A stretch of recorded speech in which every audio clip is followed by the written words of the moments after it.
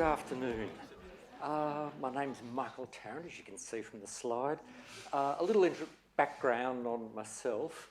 I've worked for 25 years at the Institute at Mount Macedon, looking at and leading a team on research and development around disasters and thinking about disasters and emergencies and crises. I've done a lot of work, 15 years with Standards Australia on the development of the risk management standard and business continuity and associated handbooks. I've spent some time working with ISO, with international standards development, which I've just got back from a European meeting. I'm also a member of the Commonwealth Government's Resilience Expert Advisory Group. So the common theme there is, after a significant amount of work in this space over the last 25 years, is the real challenge that disasters and crises bring is to the organisation.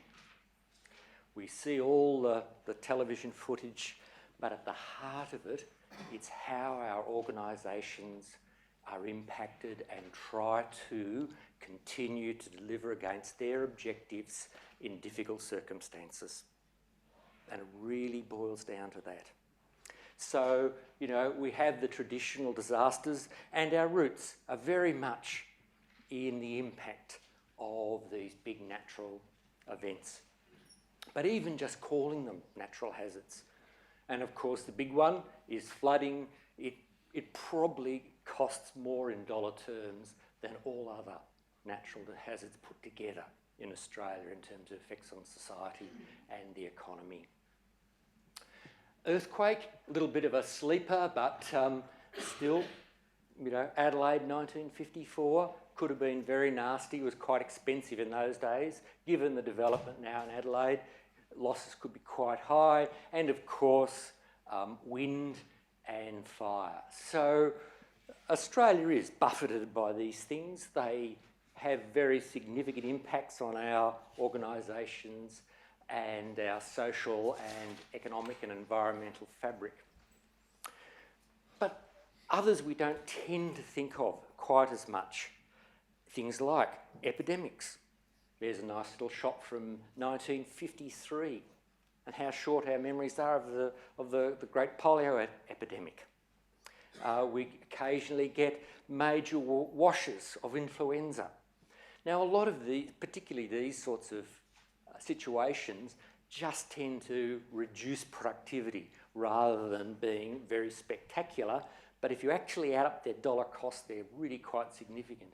And then, particularly for community service organisations, this is an example of foot and mouth in the UK, but we've had our own exotic animal disease outbreaks. But for people working with individuals and supporting people in society, think of the scenario. You know, you're there with your dairy farm, a Land Rover drives up the driveway, a guy gets out, hands you a piece of paper, and then the other guys get out and proceed to slaughter 3 generations of work. Gone in an instant.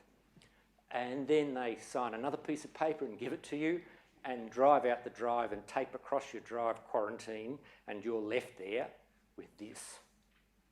So very, very challenging in terms of the environment a lot of our organisations may find themselves in, and the employees and the volunteers in your organisations, because you're the board members, in your organisations may be going through this sort of environment. So it's really worth having some thinking about.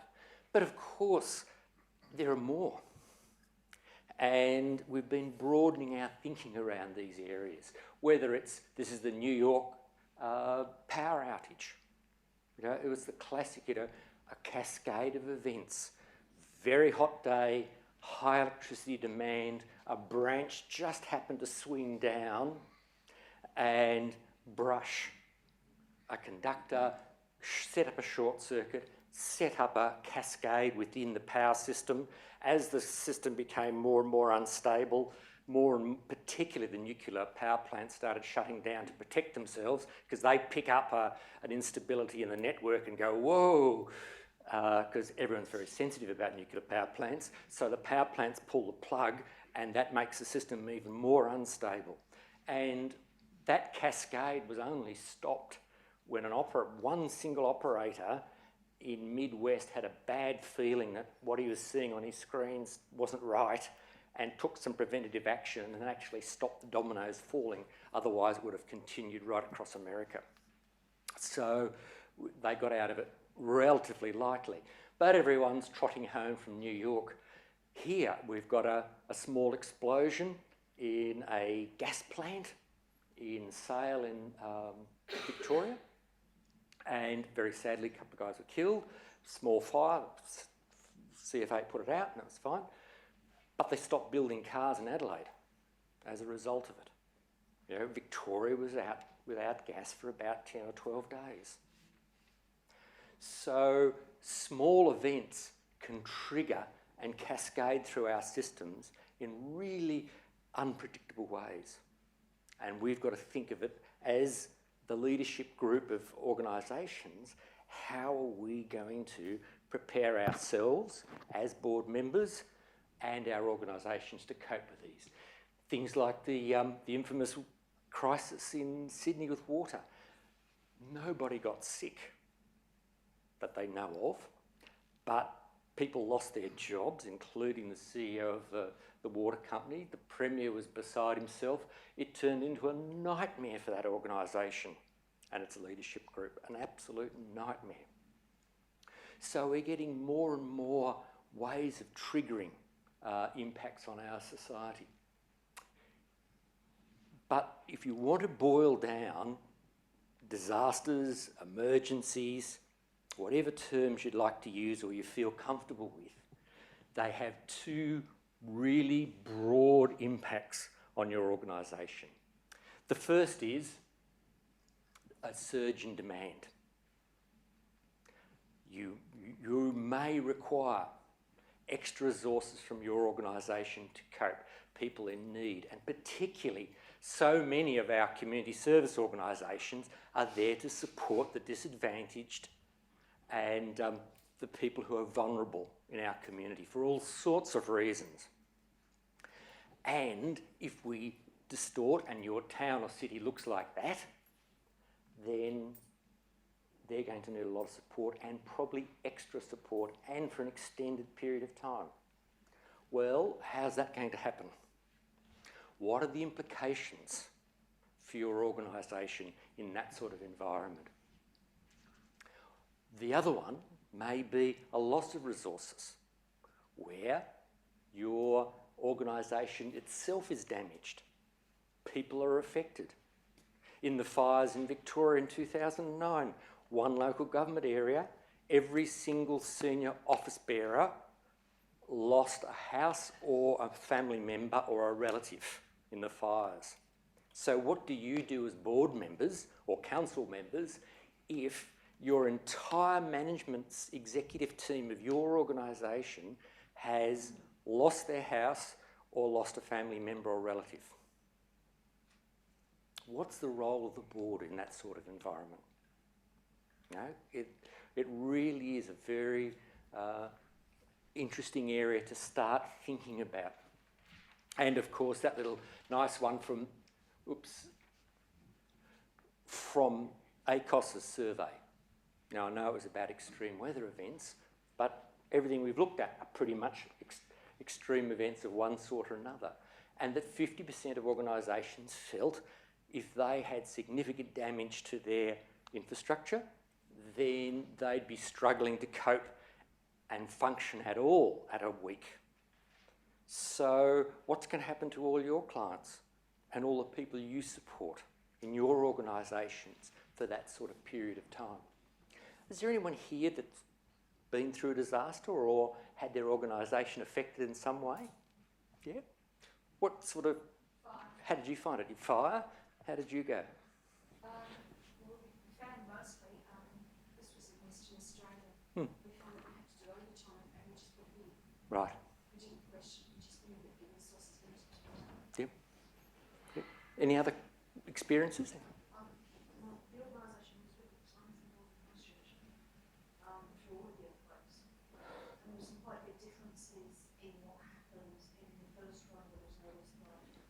The second, there was a big one. And then the first one, people picked themselves up and dusted themselves down. This is the people in Christchurch. Yep. And as an organisation, we were supportive to them. But things carried on very, very quickly. After the second one, we had to take people in. Yeah. The people on the ground were in no fit state to really deliver like they had the first time. They had lost people, lost homes, had problems. And of course, in their case, it was going on with continuing shows. Yeah. So they were in no fit state to do that 120% that we had to do in an emergency. Yeah. And for a really extended campaign. Yeah. Any other experiences from your, yeah?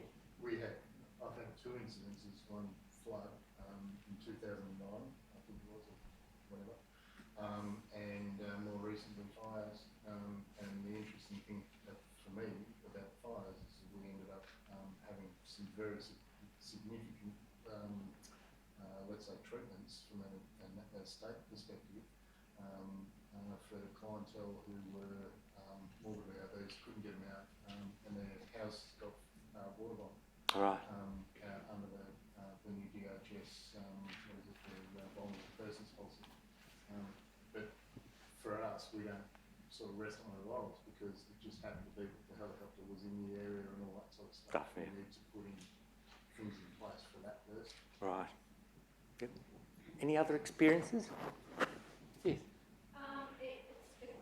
It was both bushfire and flood, and it just proved that Crises managed to plan work. Right. It was rolled out very effectively, even to the point where, you have to allow how many, and often given the plan you guesstimate, if you do have a natural disaster, how many of your own workforce are going to be affected. Yeah. And how you're going to deal with it. Yeah, and often you don't know who they're going to be. It can be quite a challenge from that point of view. Any other experiences? Yes. Oh, sorry, the lady and then Jen. I was in Tarrant in 1964. And the thing about that was that we were all evacuated after that week, and so the whole community broke up. But then I was, I came to agree with the evacuated area in Hunter Valley, and of course it was pretty tough because we didn't know all your friends and family up there. Mm-hmm. Whether they were where they were or so. We found out that the Salvation Army, they were trying to organise something, so I got on board and helped them because we had 300 people in the Hunter Valley alone who'd been evacuated from Melbourne. We all got together, and that was a very useful thing to do, emotionally for everyone, but also because we could share resources and stories and so. Very good. And that was really a turning point in our thinking about disasters. It really was important, and that was reinforced again by the Ash Wednesday fires. The whole issue of disaster recovery, and God bless his heart, Stratton thought he was doing the right thing, but he's a general and he's used to moving troops around. So, got a problem, people, get rid of them. Instead of trying to keep families together. And again, that was another problem, the trauma it caused. And of course, this is pre-mobile phone days, there's a lovely anecdote, actually. I'll digress for a moment, because it is such a beautiful example. Mum's flying in from Turkey, doesn't speak a word of English. Son and family are driving up to Sydney Airport to pick her up. Car breaks down, pre-mobile phones, so they're stuck on the side of the road trying to get to the airport. Mum turns up from Turkey with her little bag, gets swept up by the staff receiving people from Darwin, gets given clothes and money, and Mum reckons, whoa, this is a really good country to be in. Meanwhile, son turns up at airport, no mum. So it took him a little while to find out where mum had gone, but eventually it all got sorted out. But mum thought this was a pretty specky country to come to. Sorry. I also was in Tracy, Mm. and I was one of the American people that went in there, and I was in there 2 days after the event. The issue we had was, yes, we had to look after the residents and everything out, but the bigger issue was what happened after. Mm. Because the trauma that affected those people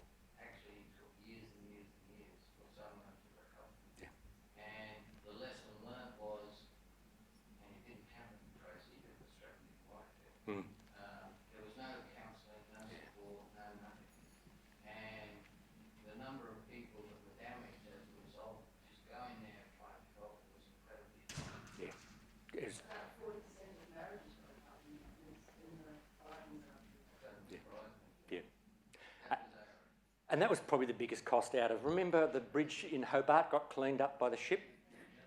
Marital breakdown was the biggest cost out of that because it was a 4-hour drive each way to get to work and back again.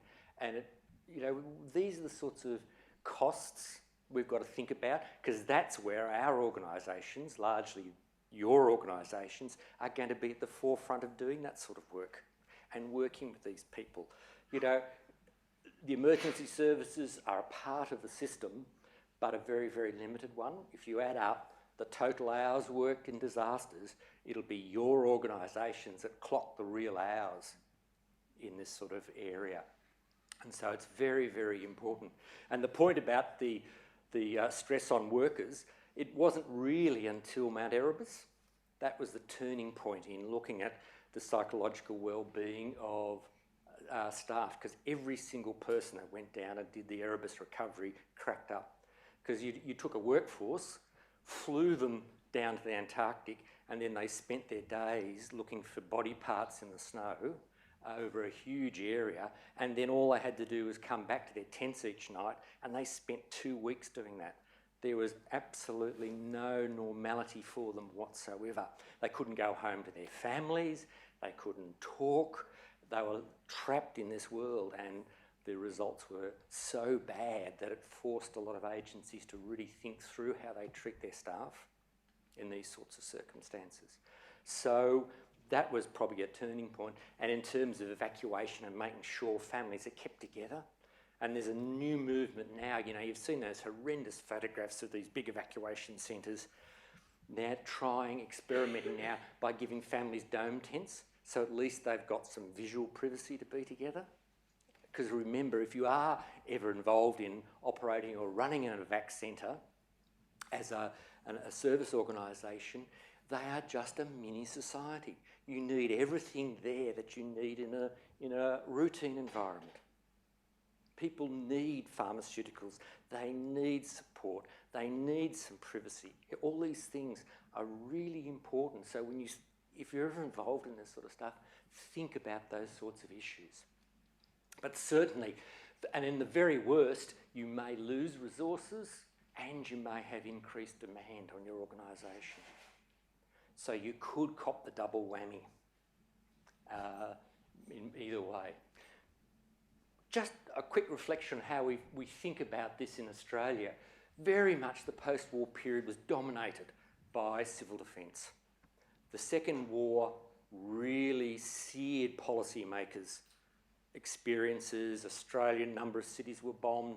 We'd all watched the Europeans try to bomb each other back to the Stone Age. And the Institute at Mount Macedon, where I worked full-time till recently and now just work as a casual, was around response and relief. Dig them out from the rubble, give them a blanket and a cup of tea and tell them to get on with their lives. It was about that.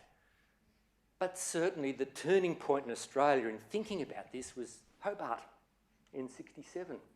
And one Lance Barnard, a budding politician, who thought, look, this is just terrible, because they were quite nasty fires. There's 500 or 600 houses were lost and 70 odd people died. It was pretty nasty business, because Hobart wasn't a very big town in those days. And so he promised himself if he ever got into government, he'd do something about it.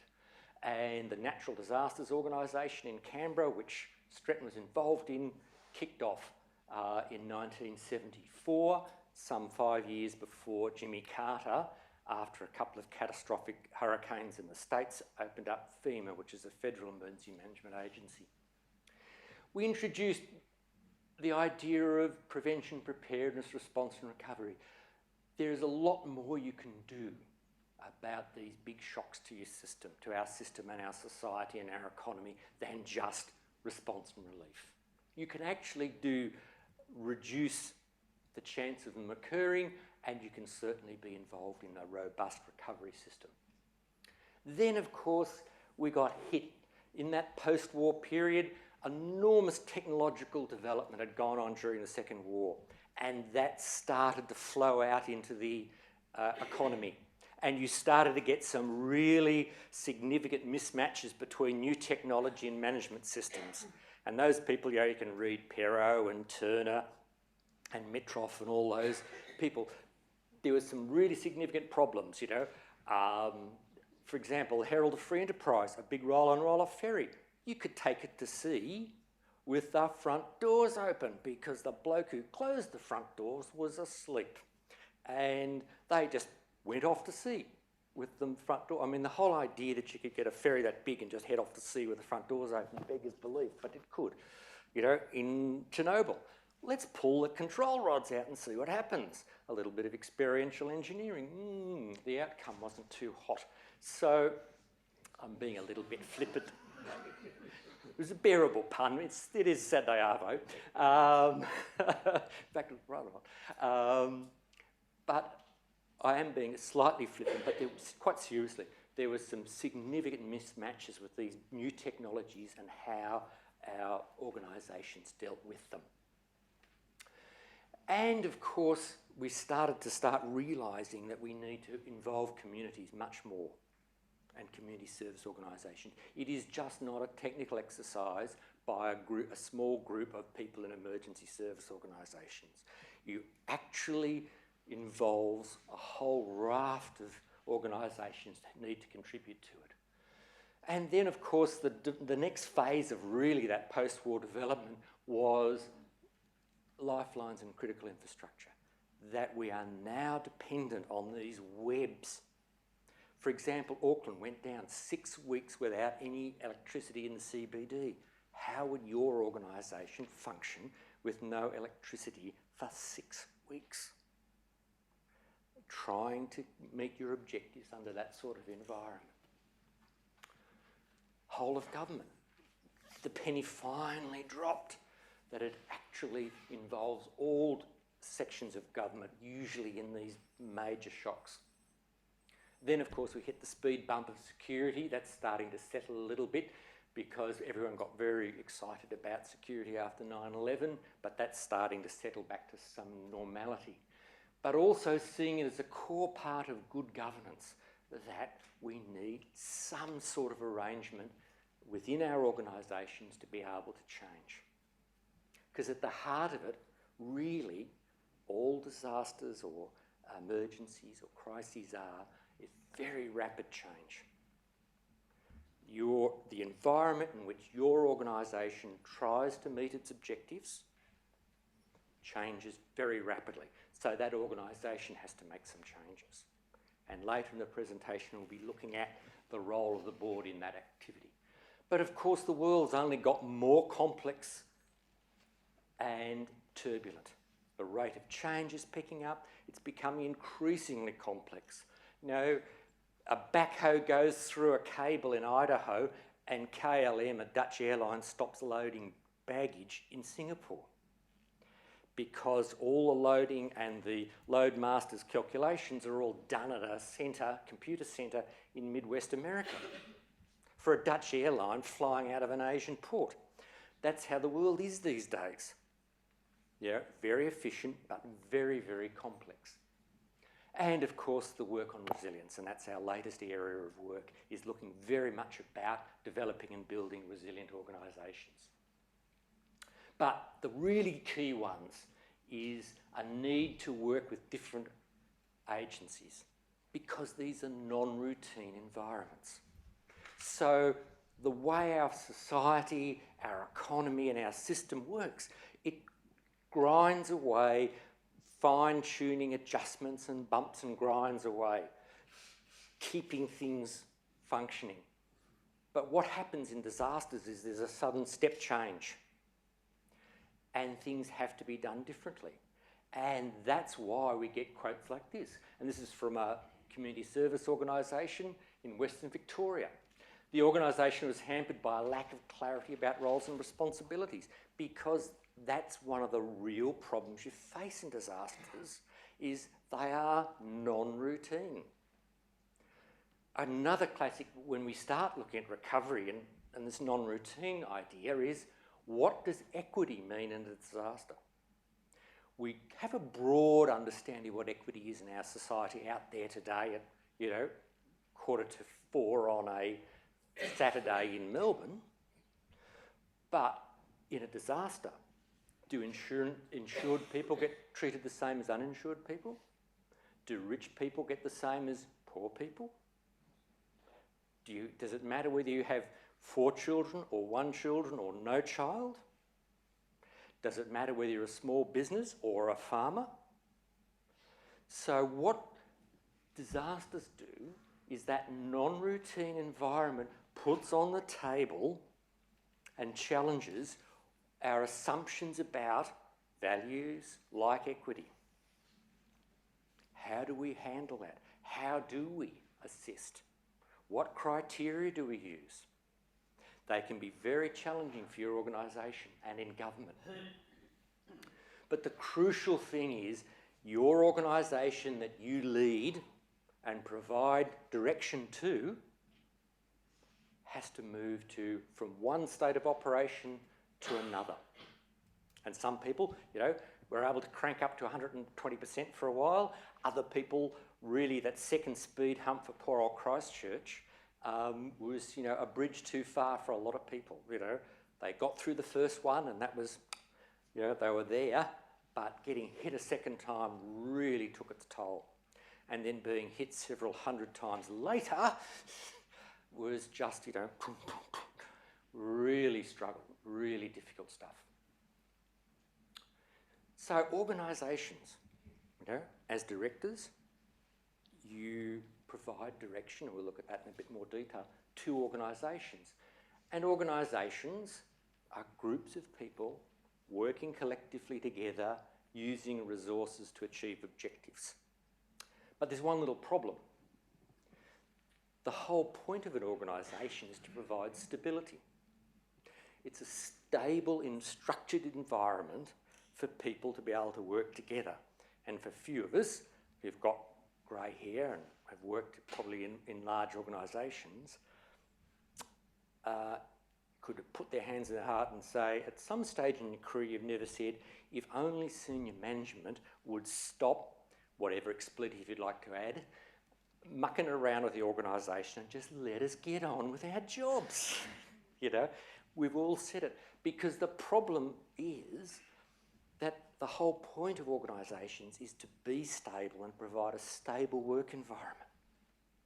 So shifting them is really difficult because by definition, the whole point of them is to produce a stable environment.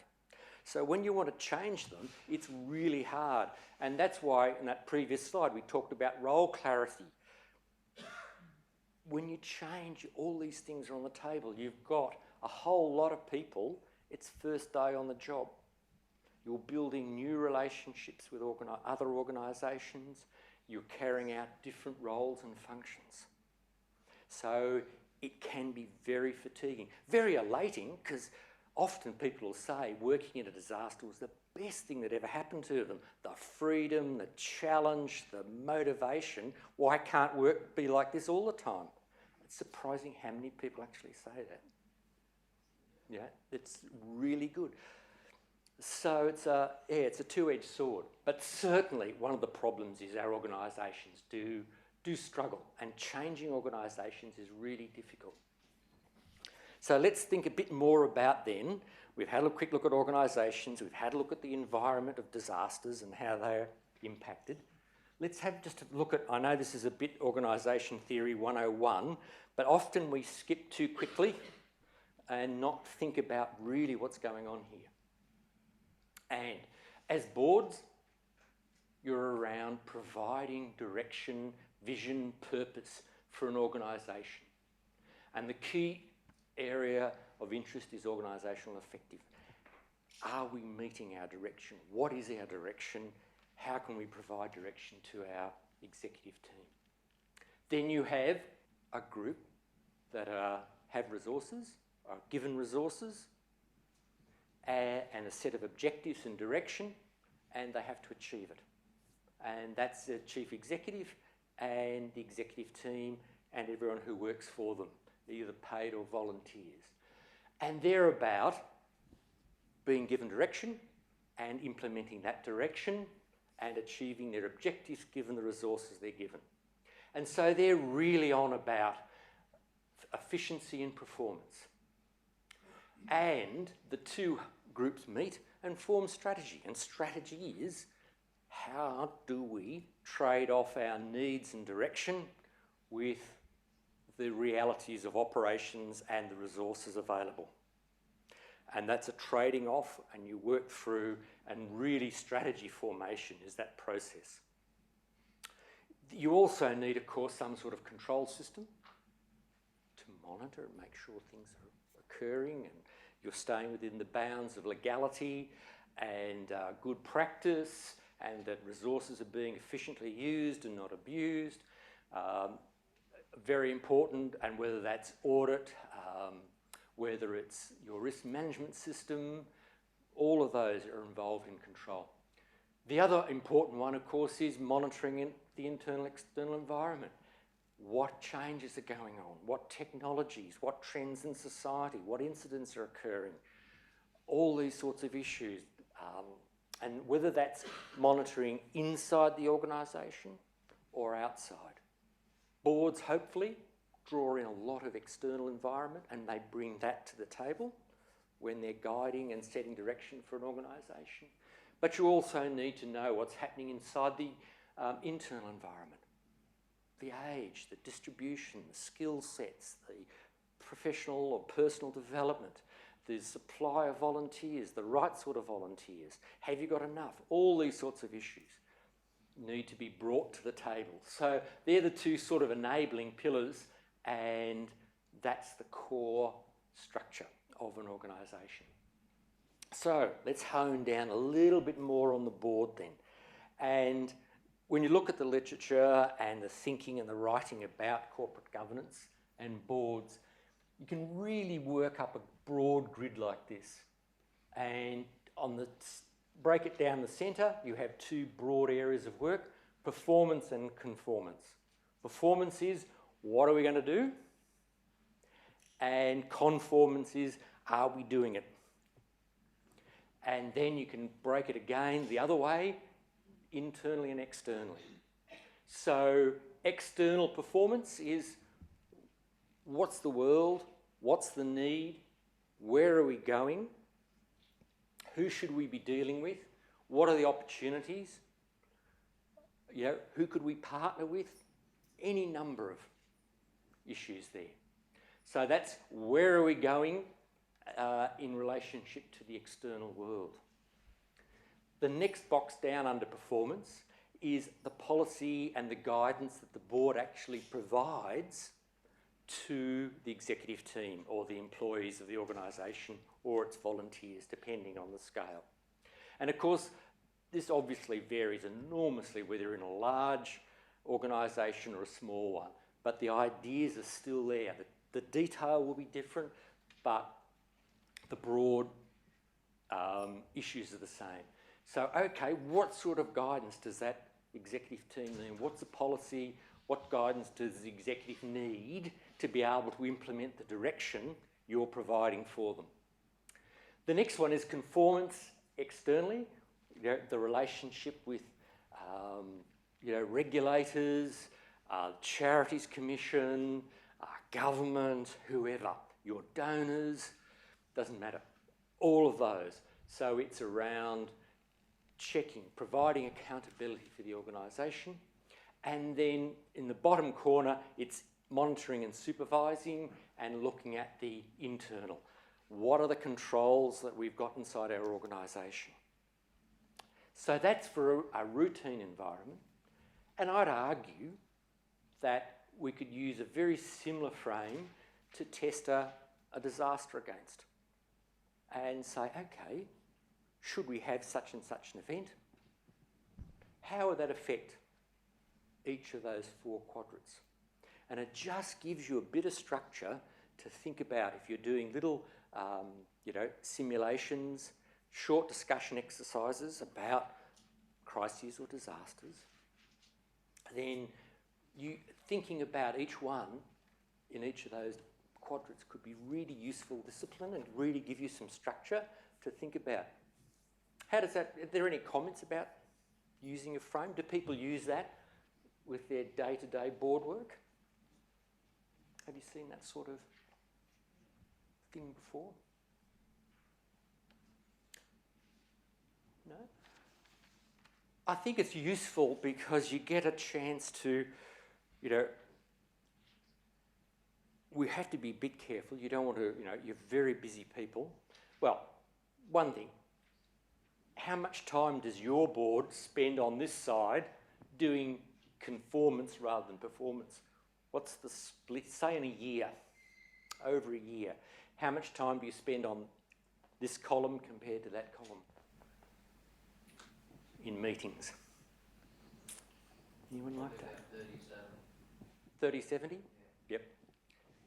Which side? 30 on that. Yep, about 30 on that. Yep. About, 30 on that. very good. Any other experiences? People would like to chip in on that? But one of the approaches a lot of organisations are using now is taking very short groups, small group, and their crisis team or their threat analysis team, and they will do an issues analysis.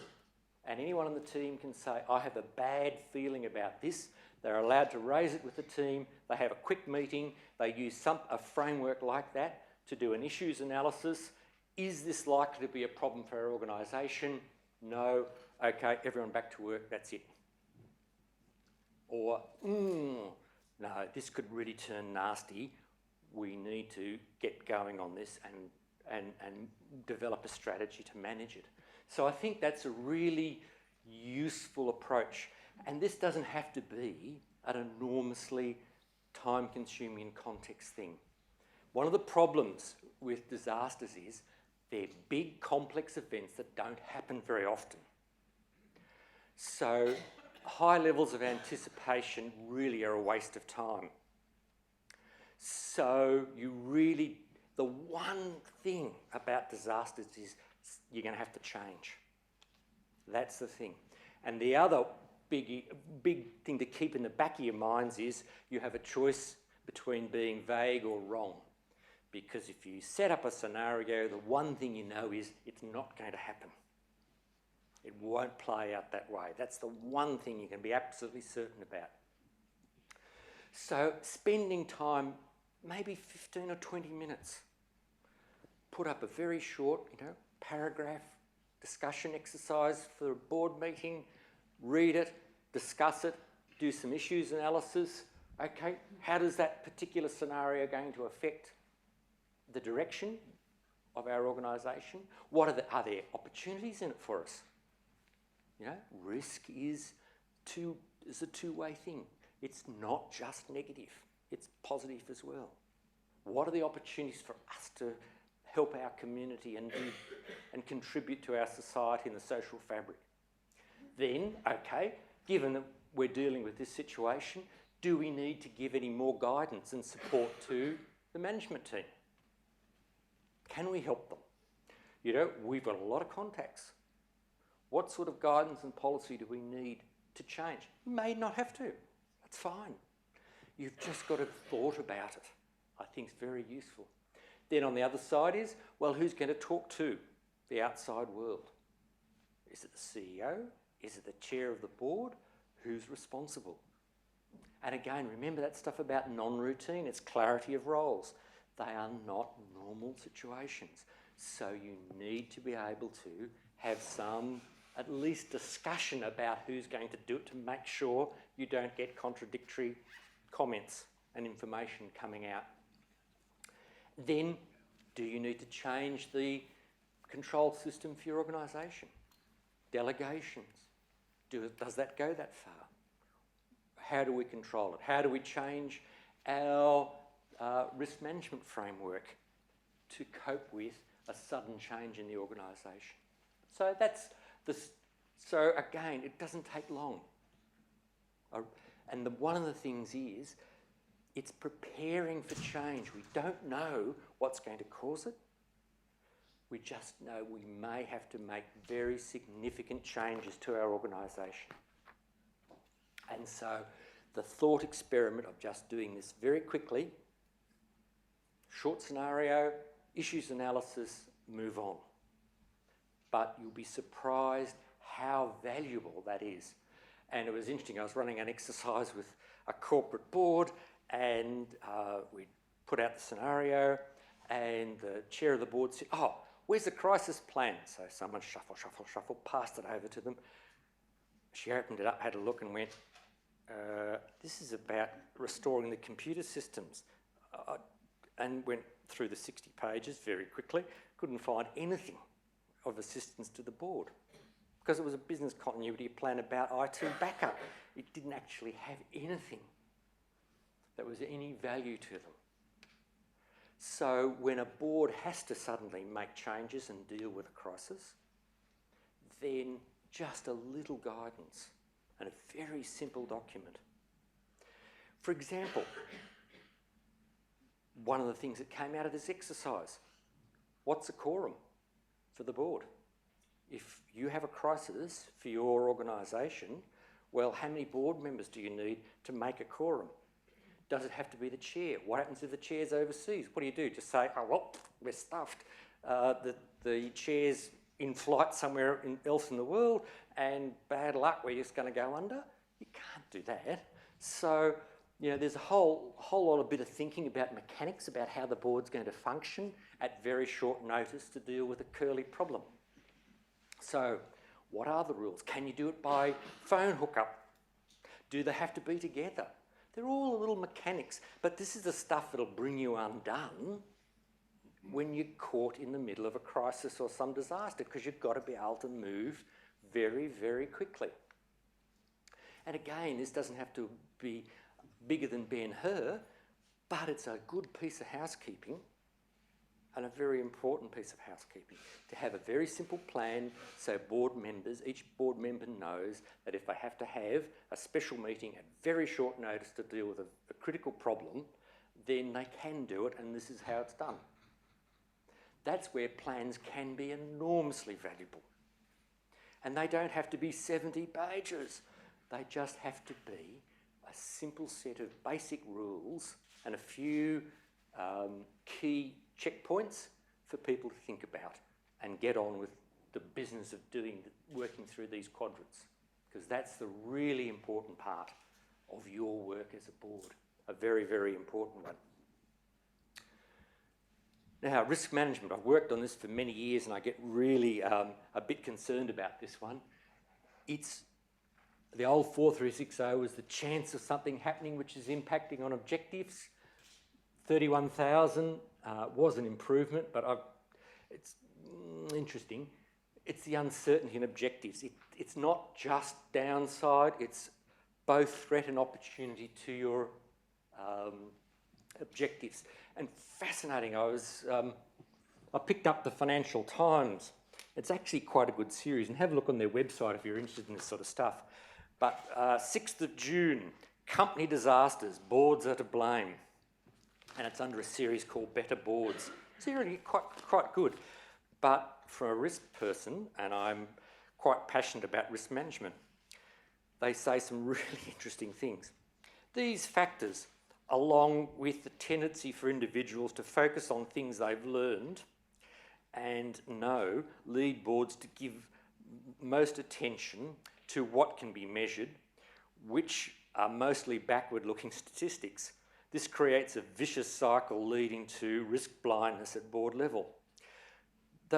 These boardroom risks are beyond the scope of even the best risk professionals for two reasons. Now, one thing that really irritates me is they're your objectives. It's the board's objectives. Risk is about the impact of uncertainty on objectives. Well, each board has its objectives. It has to provide guidance to an organisation about its functioning and direction and its control. So if you've got responsibility, you have to manage risk. It's not some shaman called a risk manager. they're only a sort of advisor, coach, maybe a mentor at best. You know, they ain't magic, they ain't witch doctors. And so if you have responsibility, you have to manage the risk. You have collective responsibilities as a board, well, you've got to work collectively to manage that risk. And so, yeah, I find this, you know, a bit on the concerning side. We're still talking about the risk professional as the one who sorts all this sort of stuff out. Okay, yeah, they can give you some advice about doing risk analysis and thinking about risk. But at the end of the day, it's your objectives and your organisations that have to work through and deal with these sorts of issues. The root cause of most of the people risks is found above the level of which risk managers operate.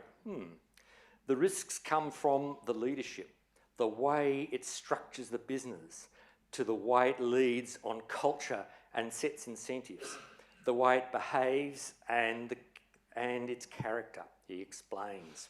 He says that there are board-level behavioural and organisational risk areas that cause crises and inflict reputational damage that are not captured by classical risk management. Well, it's, you know, I find that a really slightly worrying, although it's a really good series and they've got some great little videos on their website. So have a look at the Financial Times and just type better boards. It's quite interesting. But what worries me is this sort of abrogation. If you've got objectives, there's risks associated with achieving those objectives, and you're the ones that have to manage it. Now, you also, of course, are part of a board that has to oversee the control system for an organisation. So, of course, you have to make sure that there's appropriate risk management and an appropriate framework right through your organisation. Now, and again, risk management is tailored to fit the organisation. You know, if you're a small organisation of 2 or 3 people or 4 people, you can probably do risk management on a beer mat in the pub one night. The point is you're looking at how and what might affect your achievement of objectives. Clearly, if you're dealing with donor or government money, then your control system has to be very much more robust. And you have to have a much more robust system. It just depends. And to draw on some other people's experience from their work on disasters, emergence is a really big issue. And what emergence is, it's a term that describes the formation of groups and individuals that fill a gap when the system is damaged by a disaster. So they form to support community groups. So it's spontaneous formation of community groups that emerge to try and deal with the problems that community is facing. And that's part of your preparation for your organisation to figure out how it's going to cope with that. Who's it going to partner with? Who can you deal with? And I really think that's a most important area of activity for you. Last but not least, some of the work we've been doing recently with the Australian government's been around organisational resilience. And rather than always seeing disaster planning as or business continuity, either one, as a sort of a negative, let's look at building healthy and adaptive organisations. And I think that's really one of the take-home messages for today, hopefully you can go away with, is that a healthy, well-structured organisation with a board that's active and thinking can really cope with disasters. Both those can be downloaded off the web, or if you leave a card or your details, I'll get some of them posted out because they're really quite useful little publications. This one, the CEOs, was interesting. We funded Rob Kay to interview 50 CEOs, not-for-profits, major resource companies, all sorts, government departments, a whole range right across Australia. and looked at how they saw organisational resilience and how they developed in their organisation. And hopefully, I'm certainly pushing for it, is we have one with boards as well. Because boards play a fundamental role in the way we manage disasters and crises in Australia. So they're quite useful, and I can't resist a little plug. We also run learning programs up at the Institute at Mount Macedon. It's a government facility. It's not very expensive to attend there. There is some charges, but that includes all accommodation and food and all the rest of it.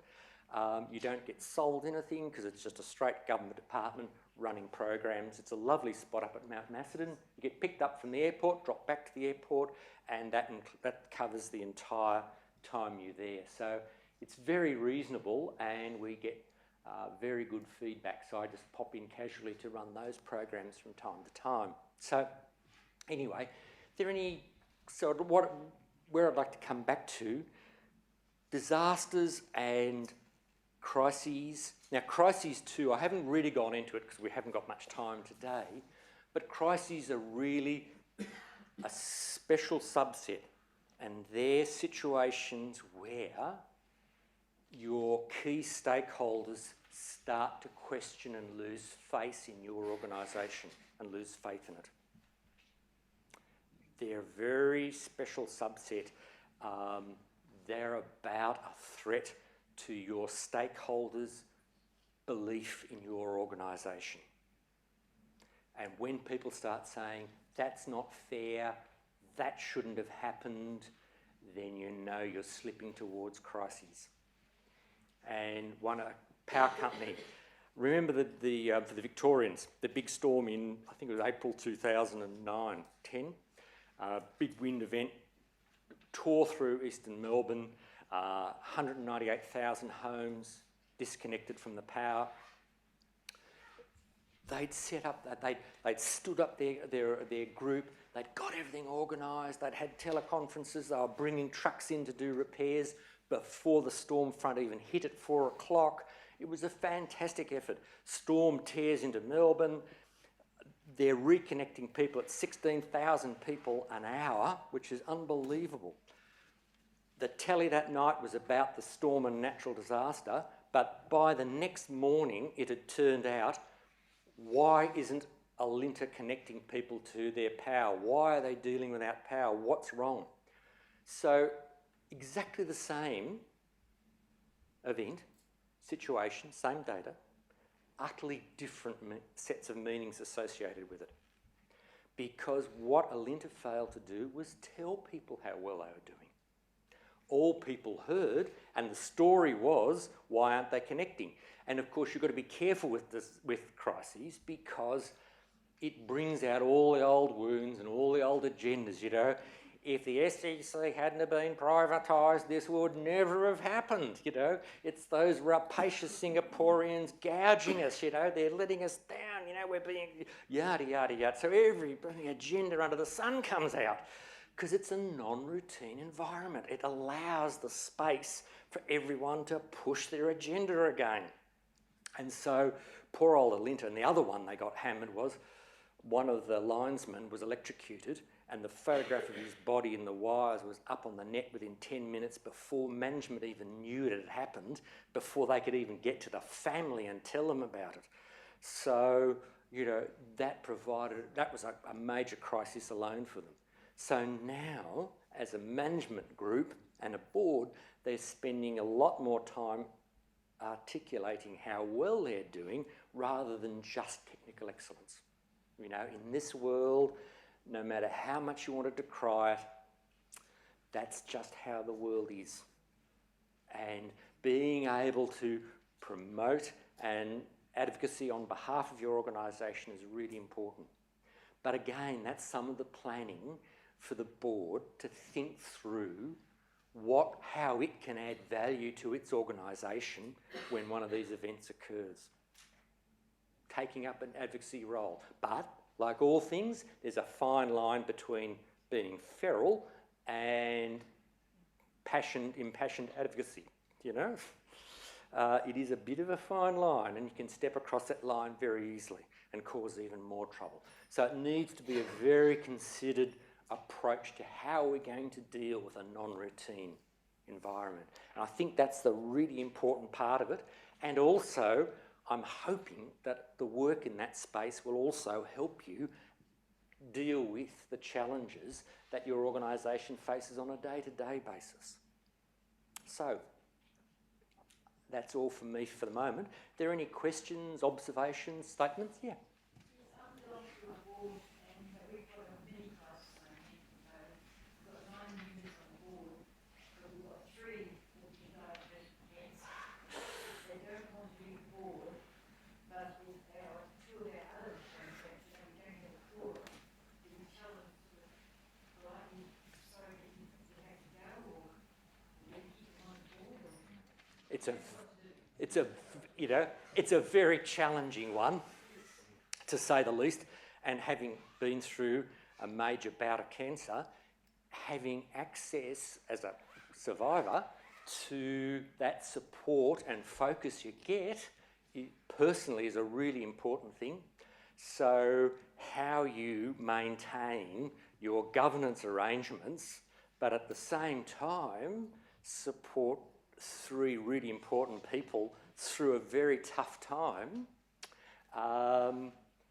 it's going to, like, I'm not a particular expert in the finer details of the legal issues around attendance at board meetings, but personally, having been in that situation myself, my organisation handled it really well and encouraged me to participate wherever my physical abilities allowed me to.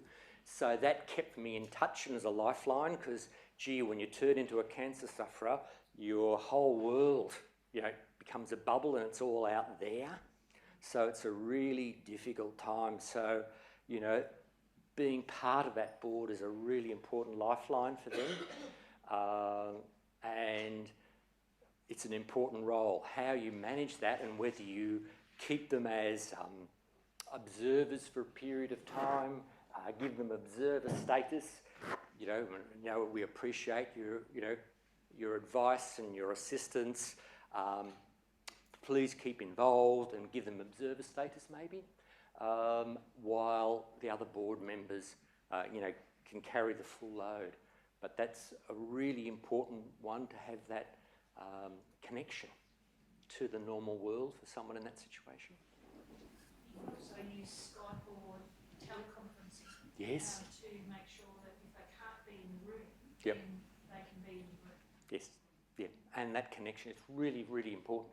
And then, one other thing from a succession point of view, what you could also do is invite professional people that you would hope to be board members when things do change with the cancer sufferer, so that they still maintain their dignity and their position as a board member, but you have advisory boards sitting with it. Yep. And they can actually provide the advice and they give that continuity of how the board thinks and behaves over that succession period. So that's another one. yep, beautiful. So most constitutions allow you to co-opt specialists or people to help, and perhaps also use people from casual vacancies. If the person is unwell for a period of designated period of time, they just have 3 months off to fill that casual vacancy, and they don't have to actually lose their position, but for their own emotional state to keep the position and to be able to come when they want to come is really good. Mm. There are ways, most constitutions will allow you to bring extra people under different methods. we've got our full allotment at the moment. This year, half our full allotment, and constitution of the second year. Doesn't it? Yeah.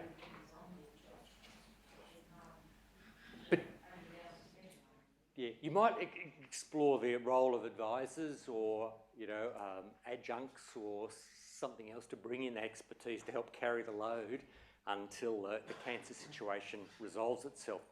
Now, so I'll leave some flyers out for our learning program out the front and some general brochures, and grab a business card. If you want any copies of the presentation, I can email them to you, or you can suck them down off the web eventually.